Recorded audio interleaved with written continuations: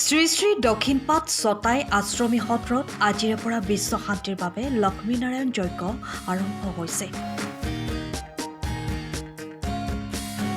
সত্ৰৰ ডেকা সত্ৰাধিকাৰ জগন্নাথ দেৱ গোস্বামীয়ে জানিবলৈ দিয়া মতে আজি পুৱা 6 বজাৰ পৰা আৰম্ভ অভ্যুদয়িক শ্ৰাদ্ধ, বিগ্ৰহ পৰিভ্ৰমণ, অধিবাস পূজা আৰম্ভ হয়। কালিলৈ পুৱা উষা কীৰ্তনেৰে আৰম্ভ হোৱা কাৰ্যসূচীৰ পাছতেই সাংস্কৃতিক শোভাযাত্ৰা, বিগ্ৰহ পূজন, ধৰ্মধ্বজা উত্তোলন কৰিব দক্ষিণপাটীয় সত্ৰৰ সত্ৰাধিকাৰ দেৱ গোস্বামীয়ে। ইয়াৰ পাছতে দিনজোৰা কাৰ্যসূচীৰে সকলো কাৰ্যসূচী চলি থাকিব। নিশালৈ ৰামকৃষ্ণ গুৰু দক্ষিণা ভাওনা প্ৰদৰ্শন কৰিব শিশু শিল্পীসকলে। উক্ত ভাওনাভাগী উদ্বোধন কৰিব অসম সাহিত্য সভাৰ সভাপতি বসন্ত গোস্বামীয়ে। উল্লেখ্য যে অসমৰ বিভিন্ন জিলাৰ ভক্তপ্ৰাণ ৰাইজ উক্ত অনুষ্ঠানত উপস্থিত থাকিব। দক্ষিণপাট আশ্ৰমী সত্ৰৰ যি যজ্ঞ পৰম্পৰা, এই পৰম্পৰা 2007 চনৰ পৰা হৈ আহিছে।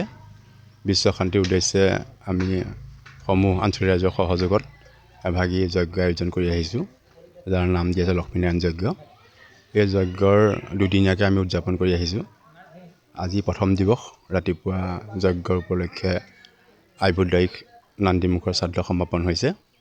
কিছু সময়ৰ পিছতে অধিবাস পূজনৰ কাম আৰম্ভ হ'ব। অধিবাস পূজনৰ কামত মহাপ্ৰভু বাসুদেৱক আমি আঞ্চলিকত ঘূৰাই পকাই গান বাজনাৰে অকণ পৰিভ্ৰমণ কৰাই পূজা পৰ্বণ সমাপ্ত কৰি গধূলা প্ৰায় 9মান বজাত এই অনুষ্ঠান সমাপন হ'ব। পুৱা উষা কীৰ্তনেৰে কাইলৈ মূল কৰ্ম আৰম্ভ হ'ব। 7মান বজাত ব্ৰহ্মপুত্ৰৰ নাইবা ভোগদৈৰ পৰা জল আহৰণ কৰা হ'ব। তাৰপাছত ধৰ্মধ্বজা উত্তোলন হ'ব আমাৰ লখিমপুৰ সত্ৰাধিকাৰ মূল সত্ৰাধিকাৰৰ যোগেদি। তাৰপিছতে পূজন হ'ব আৰু 12মান বজাৰ পৰা আমাৰ যজ্ঞ কাম আৰম্ভ হ'ব। আমাৰ লক্ষ্য হ'ল কি, এই যজ্ঞৰ দ্বাৰা আমাৰ বিশ্বত শান্তি প্ৰতিষ্ঠা হ'ব লাগে। আধ্যাত্মিকভাৱে জাগৃতকৰণেৰে মানৱৰ অন্তৰত থকা কলুষতা নাশ হৈ এখন আধ্যাত্মিক সমাজ গঢ়াৰ আমাৰ মূল লক্ষ্য। আৰু যজ্ঞ সমাপন হ'ব পূৰ্ণাহুতি দিনৰ 4 বজাত।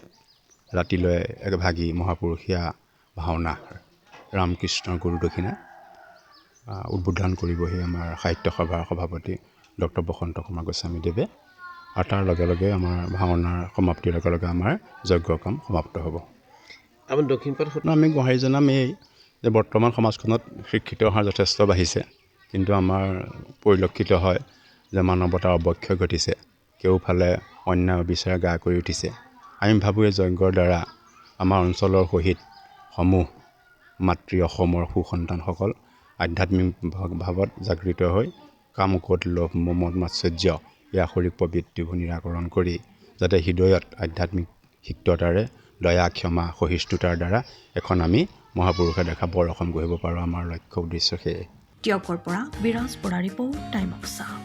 সময়ৰ খবৰ সময়ত পাবলৈ ফ'ল' কৰক টাইম অফ আছাম।